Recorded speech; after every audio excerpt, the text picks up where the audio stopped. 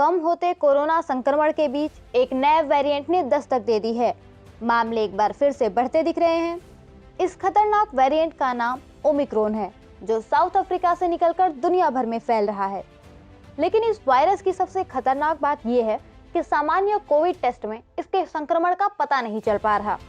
इसे पता लगाने का सिर्फ एक ही जरिया है और वो है जीनोम सीक्वेंसिंग।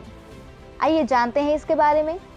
क्या है जीनोम सीक्वेंसिंग? दरअसल आसान शब्दों में कहा जाए तो जीनोम सीक्वेंसिंग एक तरह से किसी वायरस का बायोडेटा होता है। कोई वायरस किस तरह का है, किस तरह का वह दिखता है, इन सभी चीजों की जानकारी हमें जीनोम के जरिए मिलती है। असल में मानव कोशिकाओं के भीतर आनुवंशिक पदार्थ होता है जिसे डीएनए और आरएनए कहते हैं। इन सभी पदार्थों को सामूहिक रूप से जीनोम कहा जाता है। वायरस के बारे में जानने की विधि को जीनोम सीक्वेंसिंग कहते हैं। इससे ही कोरोना के नए स्ट्रेन के बारे में पता चलता है। वही स्ट्रेन को वैज्ञानिक भाषा में जेनेटिक वेरिएंट कहते हैं। सरल भाषा में इसे अलग अलग वेरिएंट भी कह सकते हैं। इनकी क्षमता अलग अलग होती है। इनका आकार और इनके स्वभाव में परिवर्तन भी पूरी तरह से अलग होता है।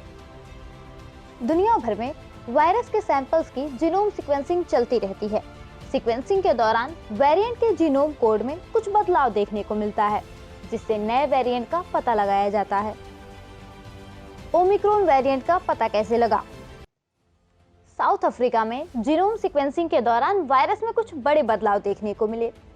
4 नवंबर को एक जूनियर साइंटिस्ट एलिशिया वर्मुलेन ने ओमिक्रॉन की शुरुआती जानकारी जुटाई।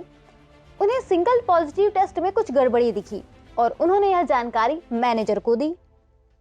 इसके बाद लैंसेट ने national institute for communicable disease के साथ मिलकर जब इसकी गहन जांच की तो इसमें एक जीन गायब दिखाई दिया। दरअसल कई म्यूटेशन की वजह से ये जीन पकड़ में नहीं आ रहा था। इसके बाद ओमिक्रॉन वेरिएंट की पहचान की गई। कई बार म्यूटेशन के बाद वायरस पहले से कमजोर हो जाता है। वहीं कई बार म्यूटेशन की यह प्रक्रिया वायरस को काफी खतरनाक बना देती है। ऐसे में जब ये होस्ट सेल यानी हमारे शरीर की किसी कोशिका पर हमला करते हैं तो कोशिका कुछ ही घंटों के भीतर वायरस के हजारों कॉपीज बना देती है। इससे शरीर में वायरस लोड तेजी से बढ़ता है और मरीज जल्दी ही बीमारी की गंभीर अवस्था में पहुंच जाता है। देश में इस वक्त जीनोम सीक्वेंसिंग के केवल 10 लैब मौजूद हैं, जहां से इसके बारे में पता लगाया जाता है। इनमें institute of genomics and integrative biology Nai Delhi, archaeology for cellular and molecular biology Hyderabad, institute of life sciences Bhubaneswar, INSTEM NCBS Bengaluru, national institute of biomedical genomics Paschim Bengal और national institute of virology Pune के लैब शामिल हैं।